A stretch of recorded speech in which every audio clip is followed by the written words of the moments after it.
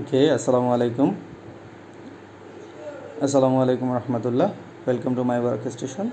So কীভাবে হচ্ছে ডেস্কটপের আইকনগুলো নিয়ে আসবো সেটাই আমরা দেখব। খুবই সিম্পল, সবাই জানে, তারপরেও যারা না জানেন তাদের জন্য।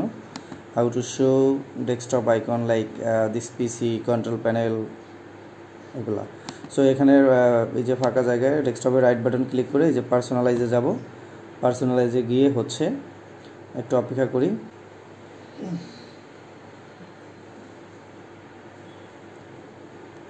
ওকে, চলে এসেছে। সো এখান থেকে থিমে যাব। থিমসে ক্লিক করে হচ্ছে এখান থেকে একটু স্ক্রল করে নিচে নিয়ে গেলে যে ডেস্কটপ আইকন সেটিং, এখানে ক্লিক করব এবং এগুলো টিক দিয়ে দিব, যেটা যেটা আমার দরকার। টিক দিয়ে অ্যাপ্লাই। ওকে,